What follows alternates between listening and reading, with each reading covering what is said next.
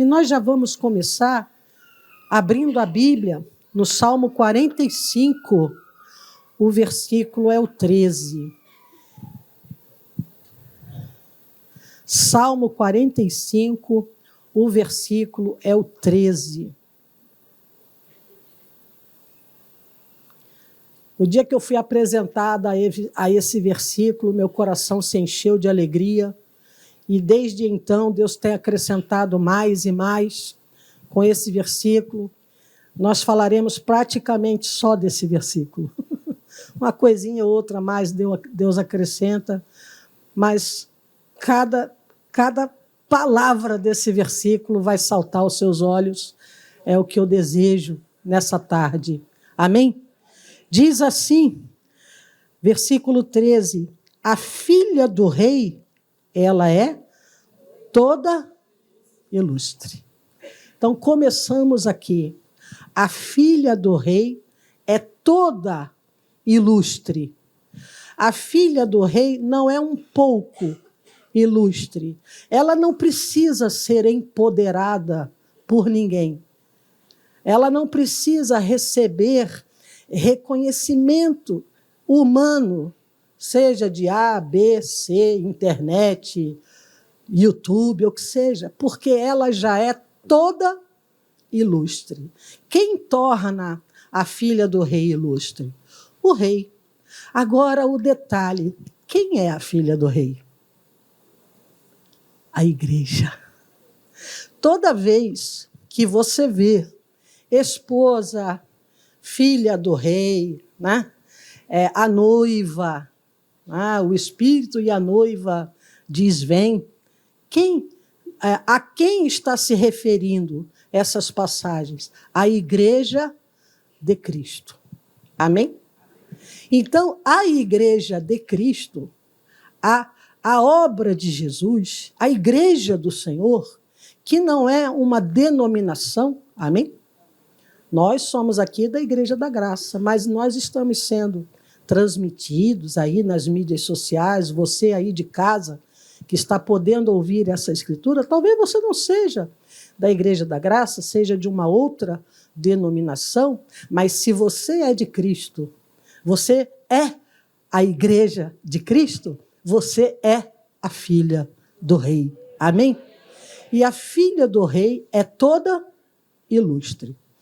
Entendendo isso, agora sim, nós não somos igreja de Cristo também? Você não é igreja de Cristo também? Não porque é uma mulher que vence, mas porque você é de Cristo. Amém? Isso não muda. Isso torna você totalmente ilustre. Amém? A filha do rei, ela é toda ilustre, porque ela é a filha do Todo-Poderoso, o guardião que não dorme, o Senhor de Israel. Amém? Nós somos as mulheres que vencem, somos mulheres, somos a filha do rei também, porque nós fazemos parte da igreja de Cristo. Diga graças a Deus. Essa parte da igreja de Cristo, que são as mulheres, também é toda ilustre. Não precisa ser, como eu já disse, empoderada. Você já é poderosa. Como assim, pastora Mirth? A Bíblia diz, eis que vos dou poder e autoridade. Né? Você já tem esse poder, você já tem essa autoridade que não tem nada que ver aí com o poder social, político, né? Nada disso. O teu poder, ele é espiritual, por meio do nome de Jesus. Com o poder do nome de Jesus, você pode, como ele próprio disse, curar enfermos, expulsar demônios. Você pode operar maravilhas maiores até das que Jesus fez. São palavras de Cristo. Amém? Maiores até, né? Se você crer, os que crerem em mim farão essas obras ou maiores do que essa, porque eu vou para o Pai. Essa missão ele passou para nós. Então você já tem poder, você já tem autoridade. Onde? O que diz o versículo aí? A filha do rei, ela é toda ilustre no seu palácio, no seu ambiente familiar. Você é toda ilustre no seu ambiente de trabalho. Você é toda ilustre no seu ambiente onde mora, na sua rua, no seu prédio, na vila, no condomínio, no seu palácio, onde você estiver, onde você habitar, onde você trabalhar, onde você existir apenas, vamos dizer, você está ali apenas, ali você é toda ilustre. E o que é ser ilustre? É ser elegante, é ser nobre, é ser uma pessoa de porte real, né? Mas não porque uma consultora de imagem disse para você como andar, como se vestir. Não, você é toda ilustre porque você é filha do rei. O rei dos reis. Em Cristo Jesus, você foi tornada toda ilustre. Não permita, não deixe que ninguém traga para você uma imagem de você mesmo menor do que aquela que Deus estabeleceu para você. Isso está lá em Gênesis. Não precisa ir lá, não. Quando Deus criou o homem e mulher, o que a Bíblia diz? Ele viu que era bom. Você foi criada perfeita, você foi criada completa, você foi criada da forma certa. Deus não se enganou quando criou você, quando colocou em você seus traços, sua personalidade. Amém? A Bíblia diz em Eclesiastes que Deus criou o homem, ser humano, né? Para ser reto. Mas esse buscou muitas invenções. Então, o plano original de Deus, no plano original de Deus, você é toda ilustre. Não tem nada de errado. Mas o ser humano buscou muitas invenções. Ajudou, pessoal? O ser humano é dono de si, é? Ninguém tem problema, ninguém... Não. Só atrapalhou o plano original de Deus. A começar com Eva e Adão. A Eva quis conhecer algo que Deus tinha dito que não era para entrar naquela... Não entra nisso não, minha filha, você vai morrer. Mas ela fez o quê? Ela comeu o fruto. Segundo os estudiosos, o Adão estava junto, tá? Dá a impressão que ela foi lá, comeu o fruto e levou o fruto mordido para o Adão lá no céu. Não, ele estava perto. Ele poderia, talvez, ter impedido. Ô, você está doida, minha filha? Deus falou não. Mas ela deu para Adão comer. E o que ele fez? Comeu. Então, Deus, ele criou tudo perfeito para ser exatamente como você é, né? Ah, pastora Mirth, mas o meu jeito de ser, a gente vai chegar lá. A palavra de Deus, ela vai transformando tudo aquilo que foi deformado pelas muitas invenções do homem. Né? Deus criou o homem para ser reto, mas esse buscou muitas invenções. Aí o que aconteceu? Começou a tudo desandar. Começou a tudo desmoronar. Deus não planejou daquela forma. E a coisa foi andando, foi evoluindo, foi degringolando. Isso é uma expressão que eu uso desde que eu era criança. Mas aí eu me dei conta que eu já sou uma senhorinha de mais de meio século. Uma irmãzinha mandou para mim, pastora Mirth, o que é degringolar? É ir ladeira abaixo, né? Enfim, a coisa sair do controle, sei lá. Eu sei que a gente usa essa expressão para isso. Né? E aí foi degringolando a humanidade que chegou no que é hoje. Nossa humanidade é perfeita, pessoal? Não. Hoje, a gente vê problemas na juventude que na minha juventude, na minha adolescência, era raro de ter. Né? Mas, enfim, aí Deus vai consertando. Mas, no plano do Senhor, quando Ele planejou a igreja dele, a esposa, né? A filha do rei, Ele planejou de que forma? Toda ilustre. Então, você é completamente ilustre, não falta nada quando você tem a presença de Deus e a palavra dele, onde? No seu palácio, no seu ambiente, no seu lugar de moradia, na sua família, com seus filhos. Seus filhos vão olhar e vão perceber, aqui tem uma pessoa ilustre. Depois a gente vai chegar no versículo que mostra que a família olha para a gente. Amém? Mas ela tem que ver o quê? Não a deformação da humanidade. Ela tem que ver aquilo que Jesus corrigiu. Amém? Oxe, minha mãe está diferente. Ela começou com esse negócio de Bíblia aí. Ela começou com esse negócio de cânticos. Ela começou com esse negócio de MQV. Ela começou aí nos grupos de oração. E não é que ela está diferente? Amém? Por quê?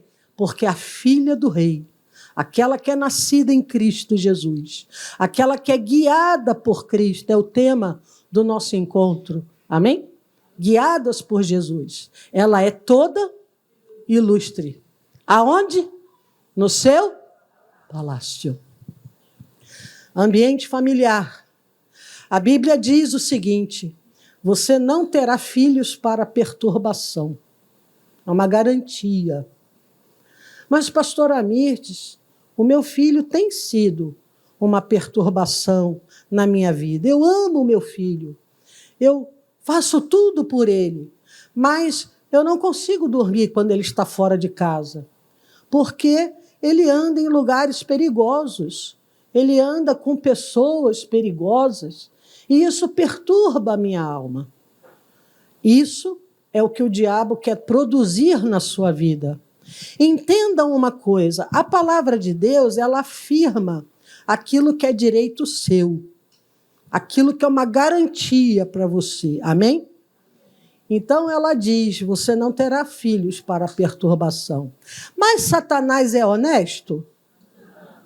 Satanás respeita direito? Satanás respeita a propriedade? O que Jesus disse que o diabo é? Ou veio para quê?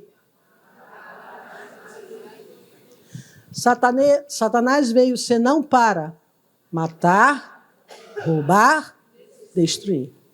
Então, ele invade a sua família, ou seu filho, uma ilustração, ele rouba a atenção, a mente, o comportamento, né? Ele rouba aquilo ali com o propósito de quê? De destruir.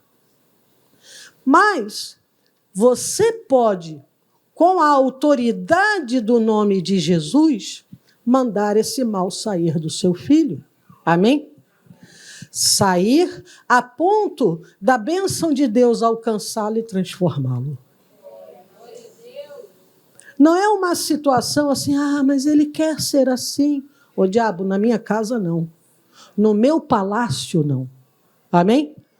No meu palácio não. Aqui eu sou toda ilustre. Aqui eu sou filha do rei. Amém? Eu me lembro de um caso de uma senhora, ela tinha um problema familiar.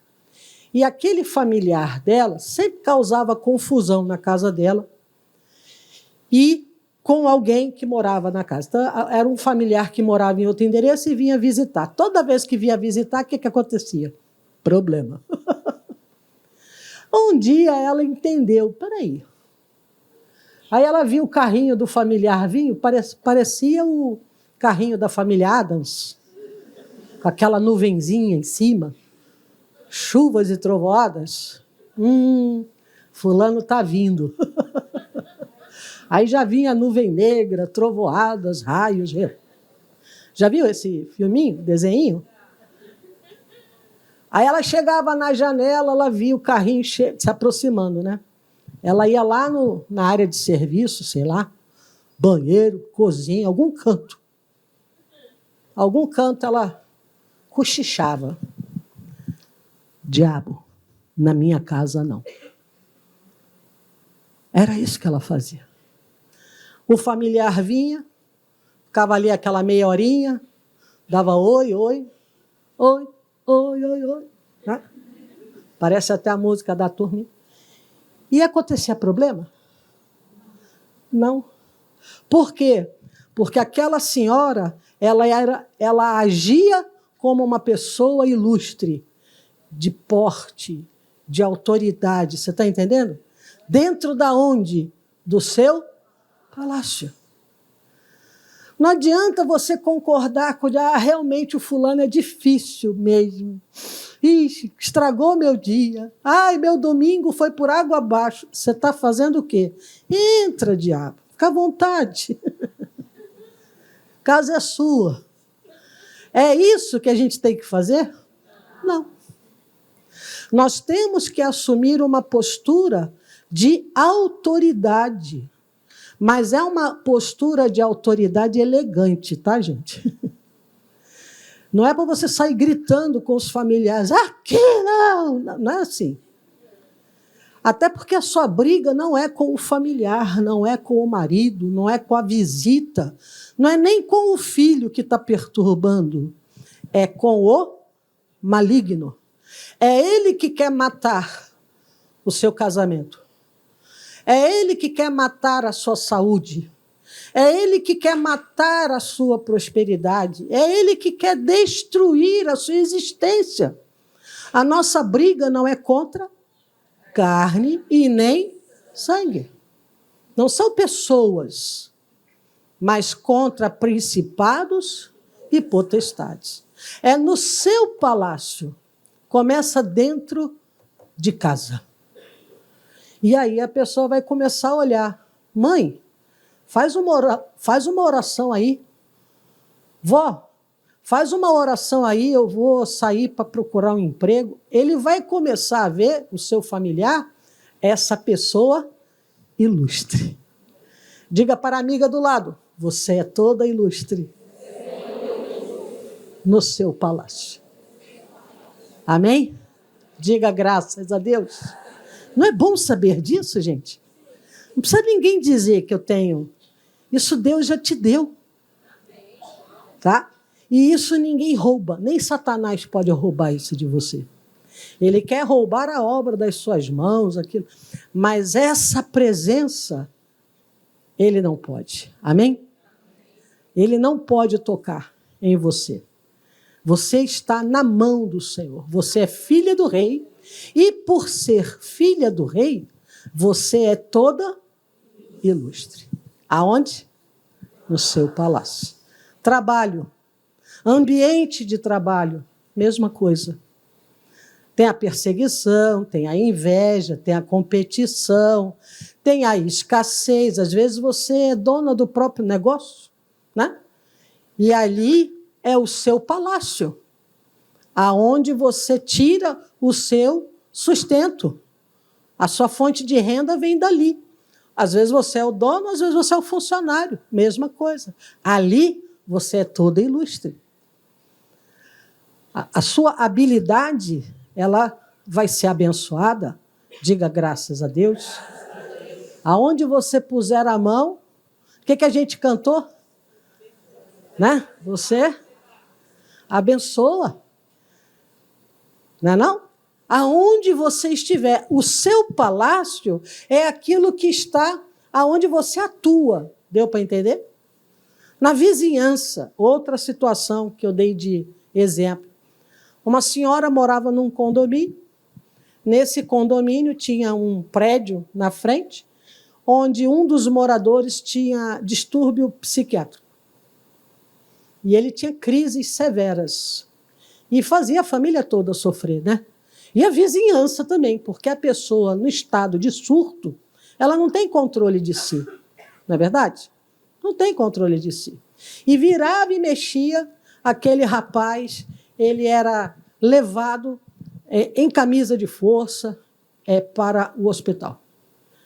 E esse processo era terrível, porque ele gritava, não quero ir, não me leve. E aquilo é agonizante, não é não? É para o bem da pessoa. Se a pessoa ficar naquele estado, ela é um perigo até para ela mesma. E aí o familiar não tinha outra alternativa. E lá ia aquele sofrimento, ele sendo arrastado. Um dia, essa senhora, ela ficou indignada, ela teve uma revolta dentro de si. Não com o vizinho. O vizinho, coitado, era o que mais necessitava de oração, né? Com o diabo. Ai. E ela chega na varanda, ela fala com Deus, Deus, nunca mais eu quero ver essa cena nesse condomínio. Eu não sei as palavras que ela usou, tá? Mas ali ela agiu como uma pessoa ilustre, de autoridade. Ali era o palácio dela. Amém? Não quero mais ver isso aqui. O que aconteceu com esse rapaz? Ele conheceu Jesus. Ele recebeu alta da psiquiatria. Ele era aposentado por invalidez, ele deu baixa. Ele conseguiu emprego. Ele se casou e constituiu uma família. Você, filha do rei, é toda ilustre no seu palácio. Dentro do ônibus. Você está dentro do ônibus. Você vê alguém e sente no coração fazer uma oração, de interceder ou de repreender uma ação do mal. E quando você vê aquela situação é acalmada, é resolvida, né? É para a glória de Cristo. Amém? Sempre. Sempre Jesus tem que ser louvado.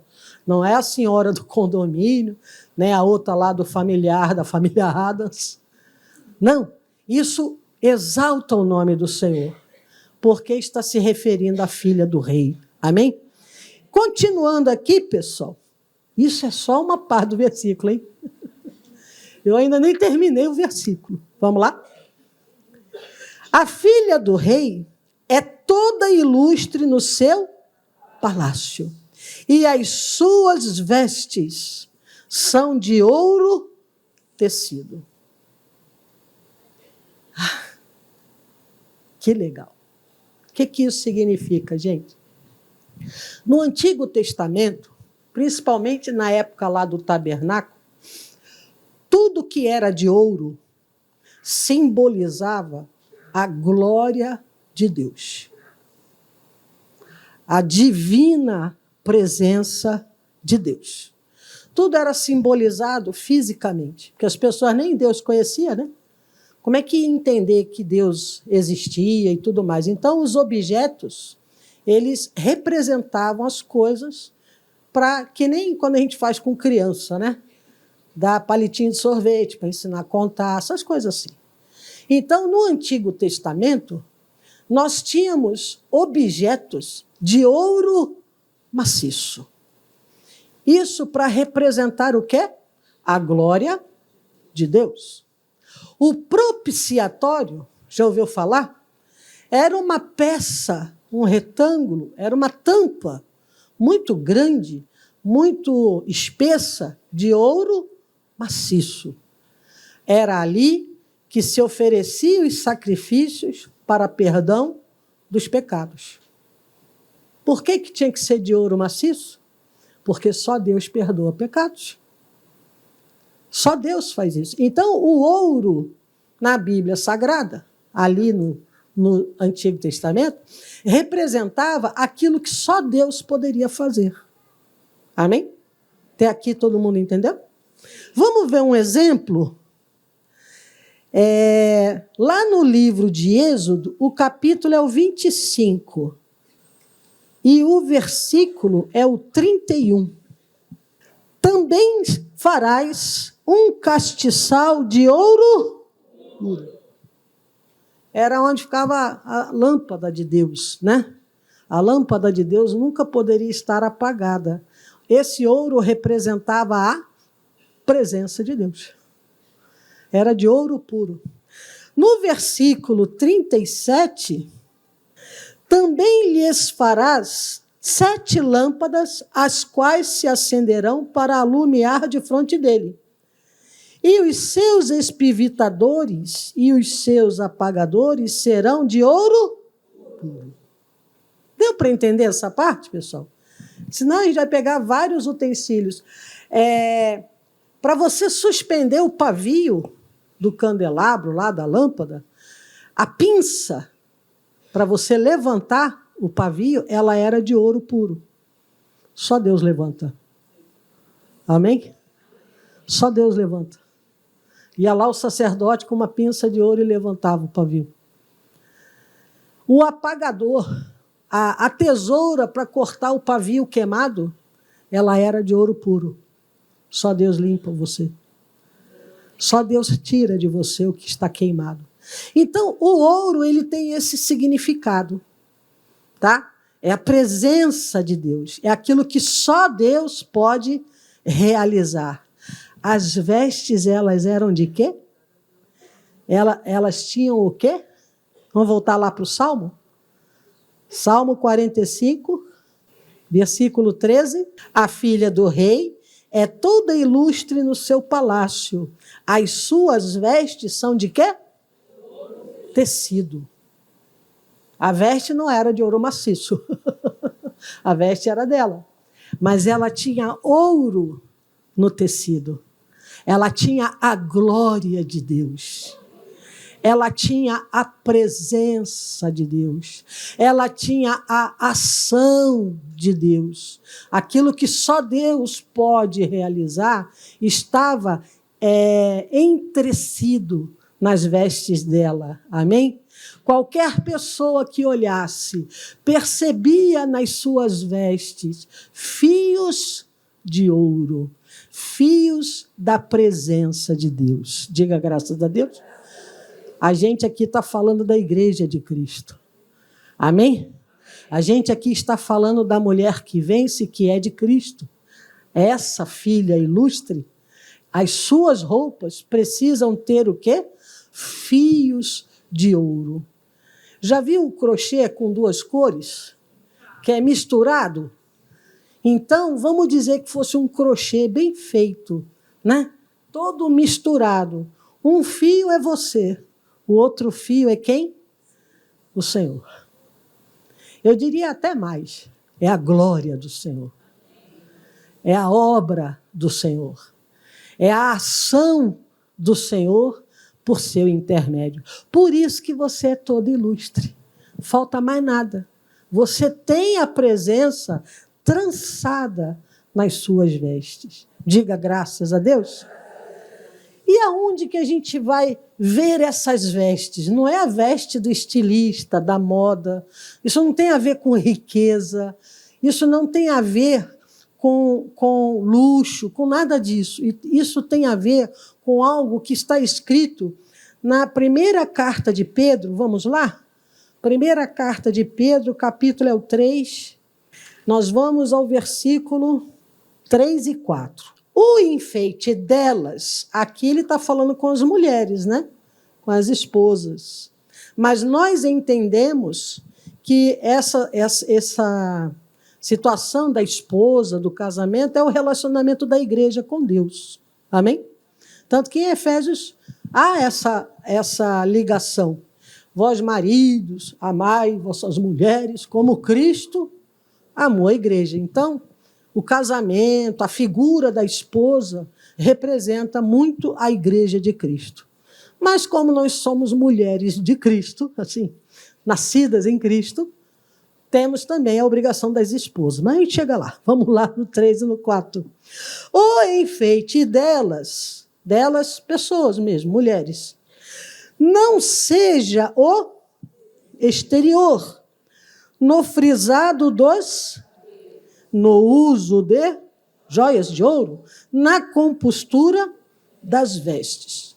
Ai, a gente tem que andar, então, todo assim. Não. Deus não é contra você se cuidar, se vestir bem. Enfim, cada um tem o seu jeito, né? O seu modo de ser. O pessoal aí da moda fala que uns são básicos, né? outros já são elegantes, outros já são criativos. Tem uns nomes aí que eu nunca sei.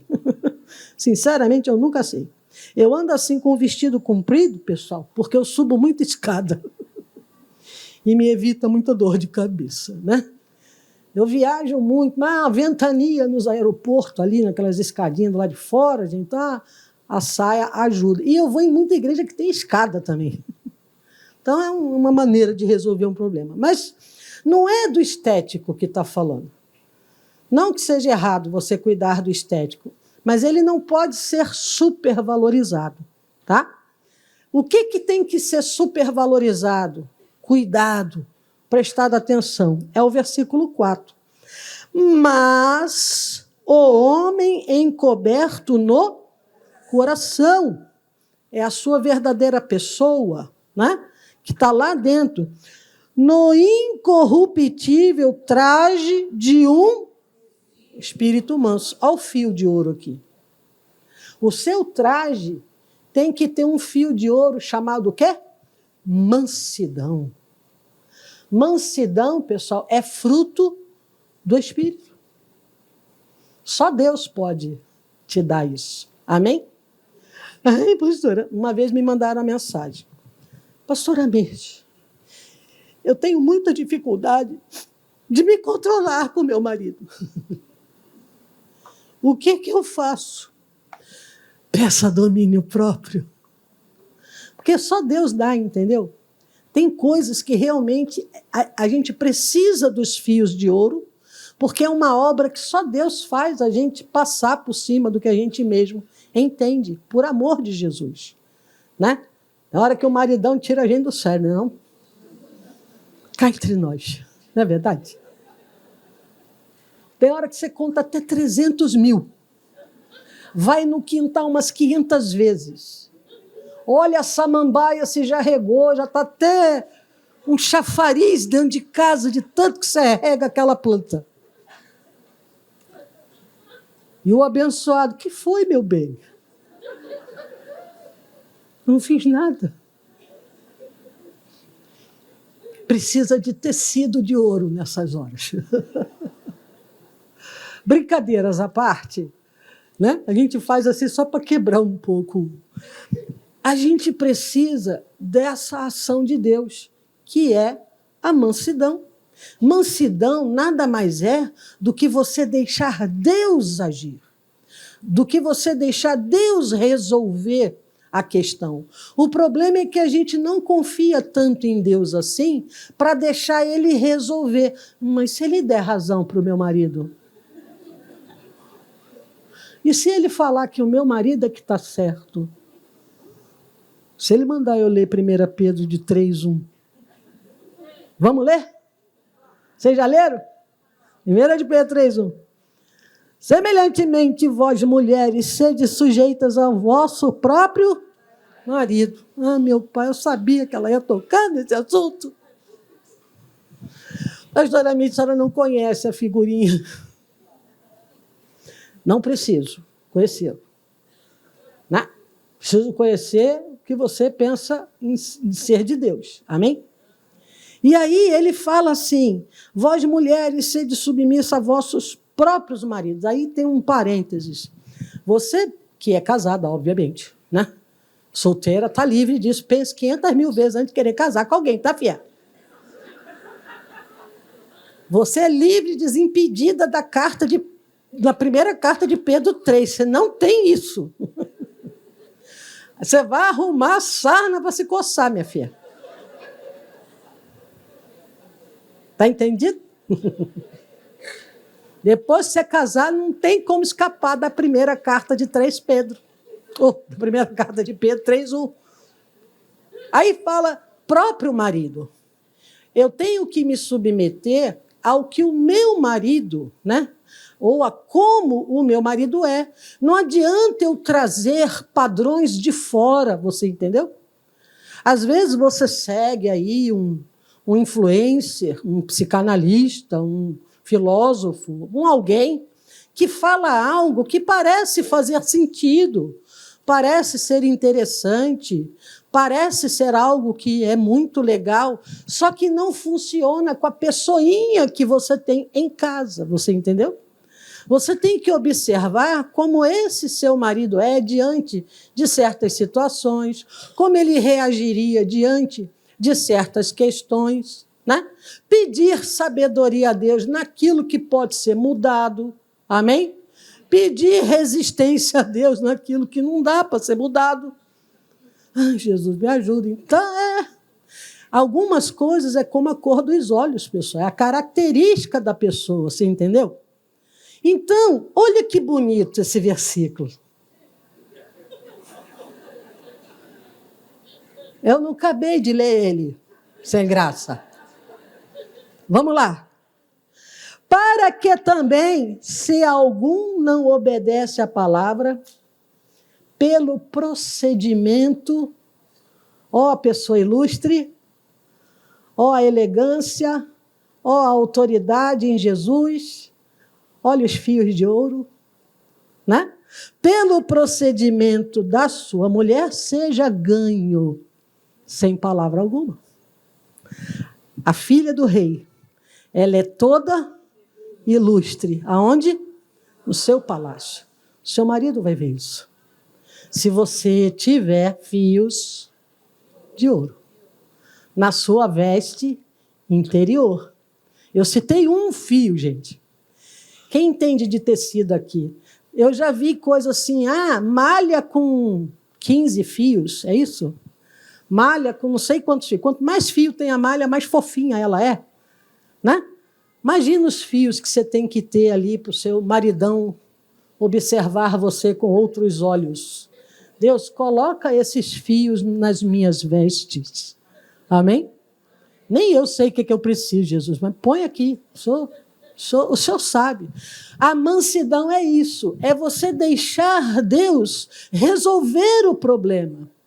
Mas a solução que Deus enxerga nem sempre é a que você gostaria, né? Você quer os fios de ouro, mas não quer se submeter. Se submeter ao marido, está longe disso. Se submeter à palavra, ao método de Deus. Mas Deus não deixa o maridão livre, não. Lá no 7, ele fala, para você ficar em paz comigo. Deus é justo juiz, amém? No 7 ele fala, igualmente vós, maridos, coabitai com elas com entendimento, dando honra. Ela é toda ilustre. Amém? Como vaso mais fraco. Se falar isso para uma mulher nos dias atuais, ela quer rasgar a Bíblia, né? Como assim vaso mais fraco? Não é fraco no sentido de incapacidade, não, abençoada. É frágil no sentido de ser suave, né? No sentido de ser a sua formação genética e tudo mais, ela é diferente. O seu emocional é diferente. Não é verdade?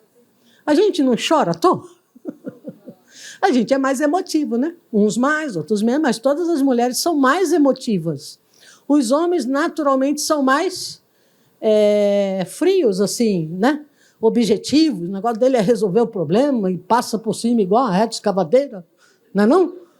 Aí você vai lá, não, marido, calma, bem, senta aqui, respira, meu filho. Esse equilíbrio é necessário, não é verdade? Meu marido é descendente de alemães. E eu brinco que eu casei com um autêntico pastor alemão. Né? Às vezes aí só falta arroz, né? Tem que prender ele. É a característica, entendeu? Eu conheço o maridão que eu tenho, então eu tenho que me submeter ao meu marido. Não adianta ficar idealizando o casamento dos outros, entendeu? E outra, o que você vai ver na internet nem sempre é verdade. Aliás, eu diria até que quase nunca é verdade. Então, não vai muito na onda de internet, não. Vai na palavra do Senhor. E aquilo que você estiver ouvindo na internet, seja até da pastora Mirth, vê se está na Bíblia. Vai que ela teve um surto lá, um ataque de teologia crônico agudo, né? As muitas letras fizeram a pastora Mir delirar. Deixa eu ver se o que ela está falando está na Bíblia. Amém? Bíblia foi feita para ser lida, consultada, né? Essa é a nossa lâmpada para os pés. Amém? Então, quando nós temos nas nossas vestes os fios de ouro, representa isso, a ação que o Espírito Santo produz em nós. E hoje você vai receber uma unção no alto da cabeça, as pastoras vão nos ajudar, para que esses fios de ouro possa compor, né? Possa aí tecer as suas vestes interiores. Você é toda ilustre no seu palácio, e as suas vestes são com ouro tecido. Amém? Diga graças a Deus.